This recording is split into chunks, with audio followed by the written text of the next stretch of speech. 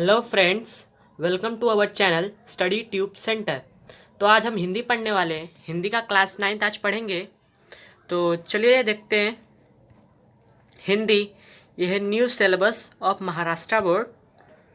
Chapter 1 है, जो कि एक पोयम है, चांदनी रात।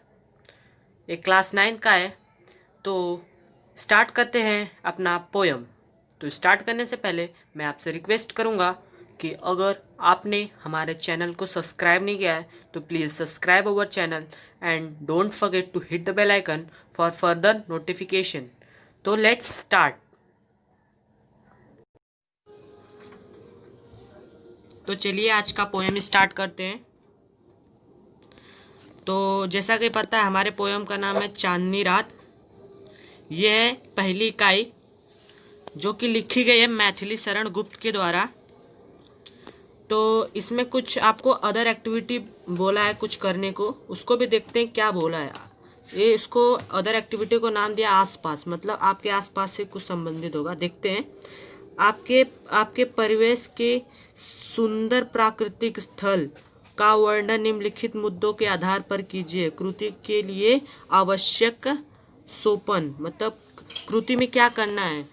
आपके परिवेश मतलब जहाँ आप रहते हैं वहाँ पे जो सुंदर स्थल होगा, सुंदर सुंदर स्थान होगा, उसके बारे में वर्णन करना है।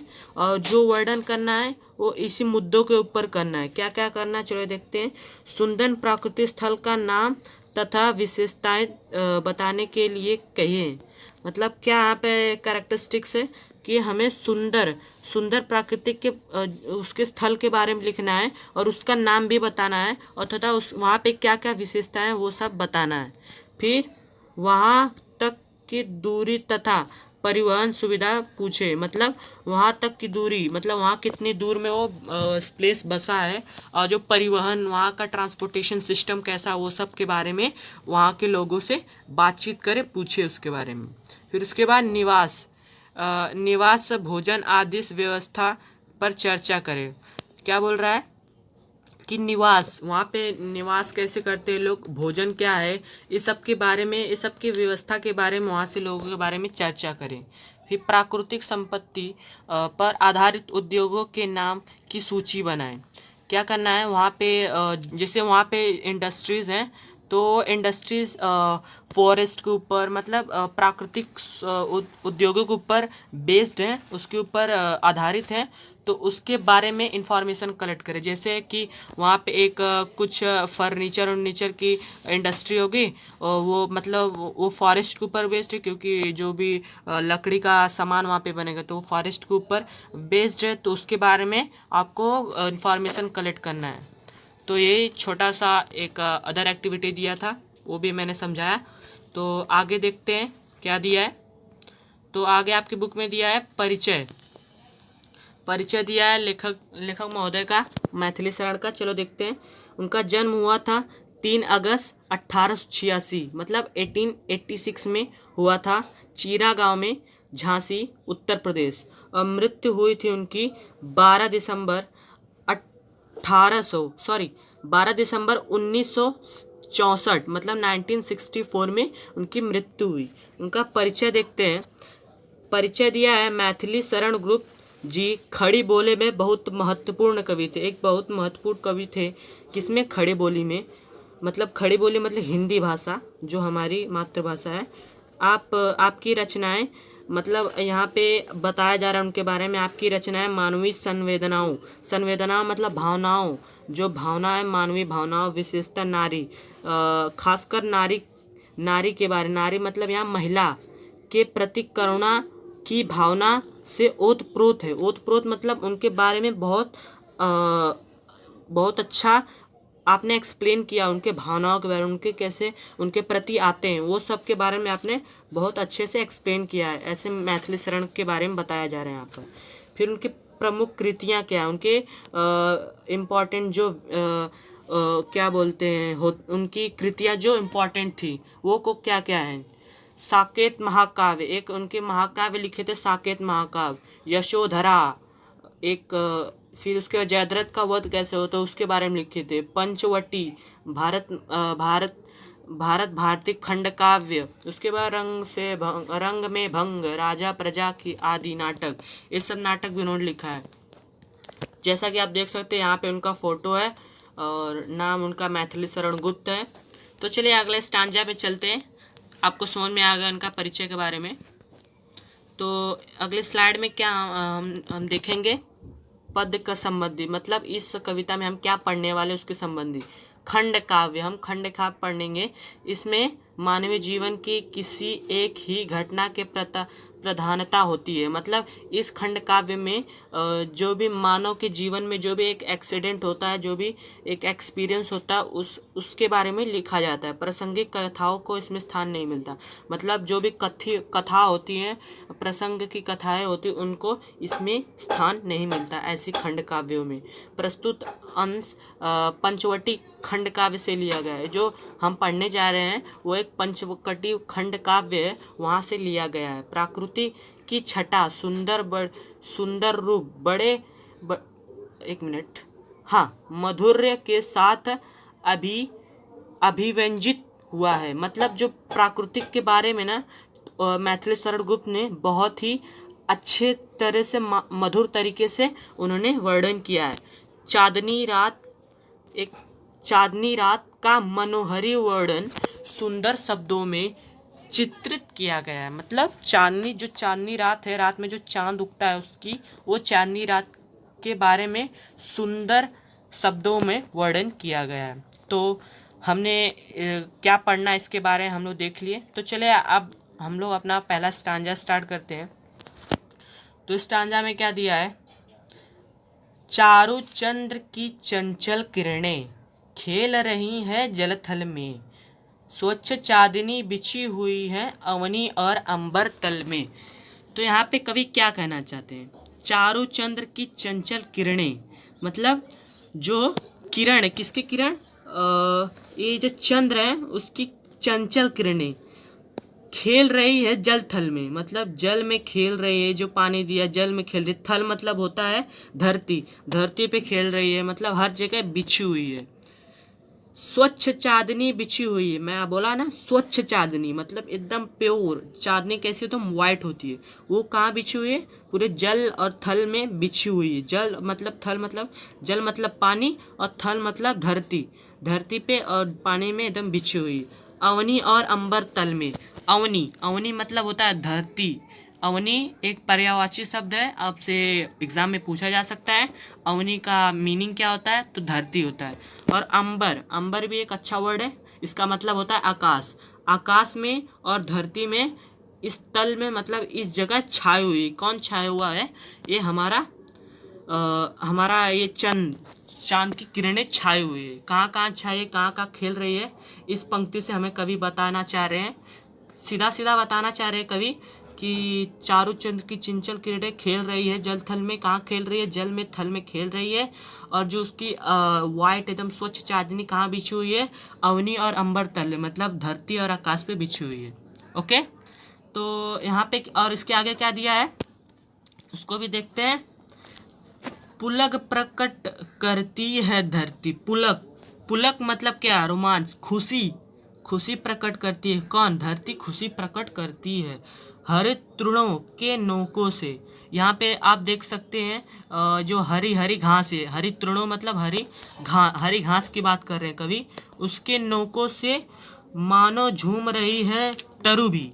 मतलब यहाँ पे कौन झूम रहा है, तरु मतलब झूम रहा है। तरु मतलब होता क्या है, आपको पहले ये पता होना चाहिए। तरु मतलब होता है पेड़, वो झूम रहा है मंद पावन के झोंकों से। मंद मतलब एकदम शांति से, पवन मतलब क्या होता है, हवा। एकदम शांति, जो हवा की झोंके चल रही हैं उससे तरु भी झूम रहा है। और यहाँ पे बहुत ही आसानी से कवि ने बताने का प्रयास किया है कि कौन खुशी प्रकट कर रहा है, पुलक कर रही है, प्रकट करे धरती, मतलब धरती खुशी प्रकट कर रही है। और जो हमारे हरी हरी घासें हैं उनकी नोकों पर, और मानो जैसे कि जो हमारा तरु है, तरु मतलब पेड़, वो झूम रहे हैं। किससे झूम रहे हैं, हवा से। किसके, वो जो हवा चल रही है वो मंद मंद धीरे धीरे चल रही है, उसकी हवा के झोंकों से हमारा जो हरी हरी घासें हैं और जो हमारे पेड़ पौधे हैं वो झूम रहे हैं, खुशी से झूम रहे हैं। आई होप आपको ये स्टांजा बहुत ही आसान था, समझ में आया होगा। तो हम अपने अगले स्टांजा पे चलते हैं। तो अगले स्टांजा में क्या दिया क्या ही स्वच्छ चांदनी है यह, है क्या यह निशब्द निशा। तो यहाँ पे एक आपको फिगर दिखेगा, उसके रिलेटेड ही कुछ मीनिंग रहेगी। है यह स्वच्छंद सुमंद गंध व नीरानंद है कौन दिशा। अब यहाँ पे मीनिंग थोड़ा समझिए। क्या है यह स्वच्छ चांदनी, यहाँ पे कवि बोल रहे हैं क्या यही एकदम प्योर, यही एकदम स्वच्छ चांदनी है क्या यही निशब्द निशा। निशब्द, निशब्द मतलब होता क्या है, अशांत, मतलब जो चलती रहे, अनस्टेबल रहे, मतलब चलती रहे। निस्तब्ध निशा मतलब रात है, रात एकदम चलती रहती है, मतलब वो रुकती तो है नहीं। तो निशब्द निशा यहाँ पे बोले हैं कवि। है स्वच्छंद सुमंद गंध व, है क्या है स्वच्छंद, स्वच्छंद सुमंद गंध। गंध मतलब यहाँ पे खुशबू की बात कर रहे हैं, जो वहाँ पे रात में आप देखेंगे तो बहुत ही अच्छी खुशबू, आपको मनमोहक खुशबू सुगंध में आएगी। नीरानंद है कौन दिशा, कौन सा दिशा मतलब खुशी से भरा ना हो। नीरानंद मतलब खुशी से भरा ना होना। कौन सा दिशा खुशी से भरा नहीं है। तो ये सब अपना इंटरनली क्या फील करते कभी वो सब के बारे में बता रहे हैं कि क्या यही स्वच्छ चांदनी है, क्या यही निशब्द निशा। निशा मतलब रात होता, और निशब्द, निशब्द मतलब मैंने बताया कि अशांत, अशांत रात की बात की गई है। क्या ये रुक नहीं रही है। फिर स्वच्छंद सुमंद गंध व, मतलब स्वच्छंद सुमंद गंध मतलब एक मनमोहक गंध फैली हुई, गंध मतलब खुशबू फैली हुई है। निरानंद है कौन दिशा, कौन सी दिशा सुख से वंचित है, मतलब हर दिशा एकदम खुशी खुशी एकदम खुश है। हर दिशा में छाया है, क्या छाया है, प्रकाश छाया है चांदनी रात की। बंद नहीं अब भी चलते हैं नियति नटी कार्यकलाप, पर कितने एकांत भाव से, कितने शांत चुपचाप। यहाँ कवि क्या बोल रहे हैं, बंद नहीं अब भी चलते हैं। क्या चलते हैं, इस पोयम में आप क्या पढ़ रहे हैं, एक क्रियाकलाप चल रहे हैं। किसके क्रियाकलाप चल रहे हैं, ये हमारे जो चांद है उसके क्रियाकलाप चल रहे हैं। उसकी रोशनी आके धरती पे खेल रही है, जल में खेल रही है। फिर मंद हवा चल रही है, मतलब सुनसान हवा चल रही है। फिर उससे हरे हरे घास हिल रहे, तो यही सब न क्रियाकलाप चल रहे हैं, बंद तो नहीं है। वही बंद नहीं अब भी चलते हैं, मतलब चलते हैं। नियति नटी के कार्यकलाप। नियति मतलब जो हमारा नेचर है, जो हमारा इन्वायरमेंट। नियति नटी के कार्यकलाप, कार्यकलाप मतलब जो उसकी क्रियाकलाप चल रही, जो वो हो रहा है, क्रियाकलाप हो रही, वो चलती रहती है, वो बंद नहीं होती है।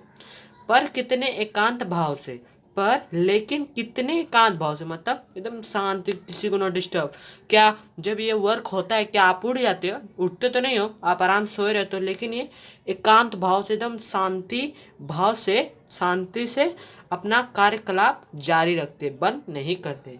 कितने शांत व चुपचाप, कितने शांत, एकदम एकदम शांति से, एकदम चुपचाप। आपको कोई डिस्टर्बेंस नहीं होगी नेचर से, एकदम।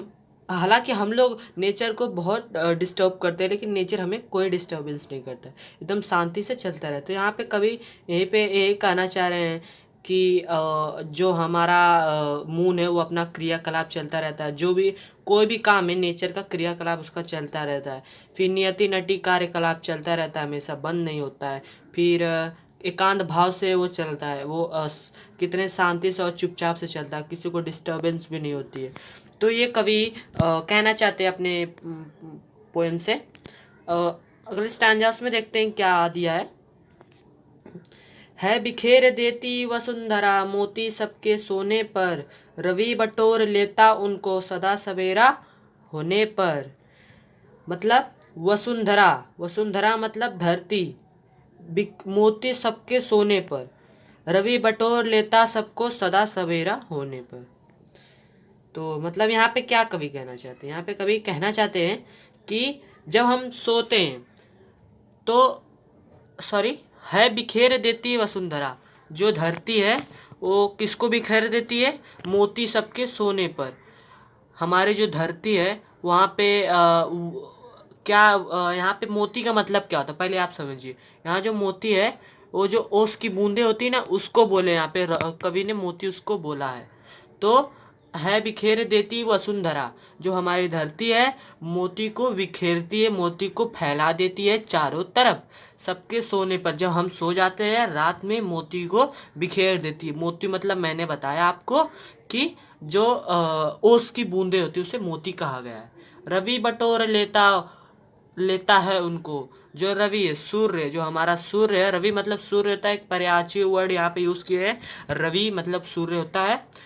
तो रवि बटोर लेता है उनको, उनको बटोर लेता मतलब वो मोती है, छोटी छोटी बूंद है पानी के। तो उसे जब जब उस पर सनलाइट पड़ता है, मतलब जब सूर्य की प्रकाश पड़ती है तो उसको बटोर लेता है सदा सवेरा होने पर। जब सुबह होती है तो उसे बटोर लेता है। कितना सिंपल है।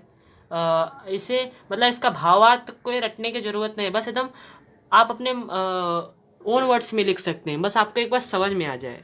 ध्यान दिए। है बिखेर देती वसुंधरा मोती सबके सोने पर, रवि बटोर लेता है उनको सदा सवेरा होने पर। मतलब वसुंधरा मतलब धरती होती है, ये बिखेर देती है क्या? मोती को बिखेर देती है। मोती अर्थात मोती मतलब मोती मतलब होता है जो बूंद, ओस की बूंद होती है उसे मोती बोल बोल रहे हैं यहाँ पे कवि। सबके सोने पर जब सब सो जाते हैं तो वसुंधरा उनको बिखेर देती है, धरती उनके बिखेर देती है मोती को। और रवि मतलब जो रवि सुबह सुबह सुबह होती है, रवि निकलता है, रवि मतलब सूर्य निकलता है तो क्या होता है पता है? जब रवि निकलता है तो इनको बटोर लेता है मोतियों को। मतलब मोती, मैंने आपको बार बार बता रहा हूँ कि मोती का मतलब होता है ओस की बूंदे।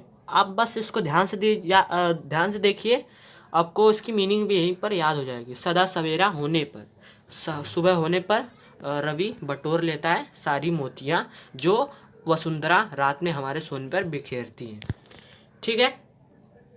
और विरामदायिनी अपनी संध्या है देता, और विरामदायिनी, विरामदायिनी। अब विरामदायिनी का मतलब क्या होता है? विराम मतलब विराम चिन्ह आप जानते हो, वहाँ पे सेंटेंस रुक जाता है, ब्रेक हो जाता है।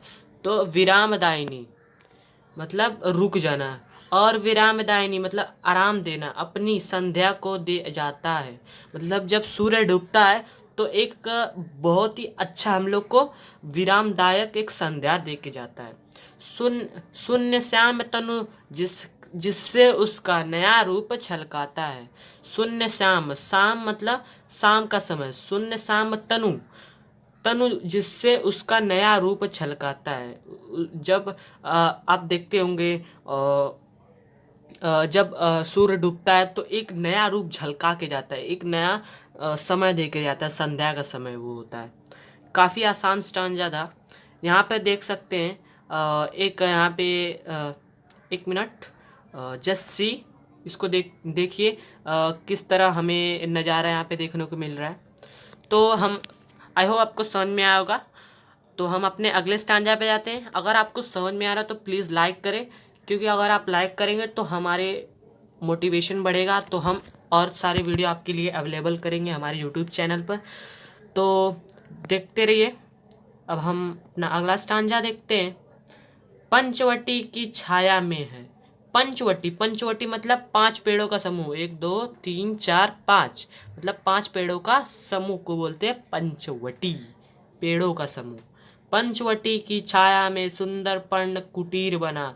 सुंदर मतलब एकदम सुंदर, पर्ण कुटीर मतलब पर्ण मतलब पत्ते, कुटीर मतलब कुटिया, छोटी सी कुटिया नहीं होती है, इतने छोटी सी कुटिया। तो पर्ण कुटीर बना, उसके सम्मुख स्वच्छ शिला पर धीर वीर निर्भीक मना। तो यहाँ पे देख सकते हैं 5 पेड़ है, इन सबों को हम पंचवटी बोल सकते हैं। तो पंचवटी की छाया में मतलब इसके नीचे, पंचवटी के छाया में सुंदर पर्ण कुटीर बना, एक छोटा सा कुटिया बना है, सुंदर कुटीर बना। उसके सम्मुख स्वच्छ शिला पे, उसके सम्मुख उसके सामने स्वच्छ शिला, एक स्वच्छ मतलब शिला मतलब क्या होता है? शिला मतलब पत्थर होता है। स्वच्छ मतलब एक पत्थर पे धीर वीर निर्भीक मना, धीर वीर एक बिना निर्भीक के वहाँ पे बैठा है। जाग रहा है कौन धनुर्धर। अब कौन ये धनुर्धर है कि जाग रहा है, जबकि भुवन भर सोता है, जबकि पूरा भुवन मतलब पूरी दुनिया सोती है। भोगी कुसुमायुद्ध या योगी सा बना दृष्टिगत होता है। मतलब भोगी, ये जो भोगी जैसा कुसुम युद्ध मतलब श्रेष्ठ योद्धा, योगी सा बना दृष्टिगत होता है, यहाँ पे बैठा रहता है कि सारी दुनिया सोती रहती लेकिन ये तपस्वी जैसे यहाँ पर बैठा रहता है। वो कौन है उसके बारे में कवि बात कर रहे हैं। बहुत ही आसान स्टांजा था, बस कुछ आपको लर्न नहीं इसमें करना है, इसमें बस एक बार वीडियो देखना है, आपको समझ में आएगा। फिर आपको एग्ज़ाम में यही सारा स्टांजास दिया जाएगा और आप इसी को देख के समझ के अपने ओन वर्ड्स में भावार्थ लिख सकते हैं। मैं बोल रहा हूँ आपको लर्निंग की ज़रूरत नहीं है भावार्थ की। तो ठीक है, अगर आपको वीडियो अच्छा लगे तो लाइक करें, कमेंट करें। अगर आपको कोई भी डाउट है तो कमेंट करें और शेयर करें अपने फ्रेंड्स के साथ। अगर आपने अभी तक हमारे चैनल को सब्सक्राइब नहीं किया है तो प्लीज़ सब्सक्राइब और चैनल की और बेल आइकन को भी दबाएं कि आप आने वाले वीडियो के नोटिफिकेशन सबसे पहले पाने के लिए। तो थैंक्स, आज के लिए बस इतना ही। मिलते हैं अगले वीडियो में, तब तक के लिए बाय।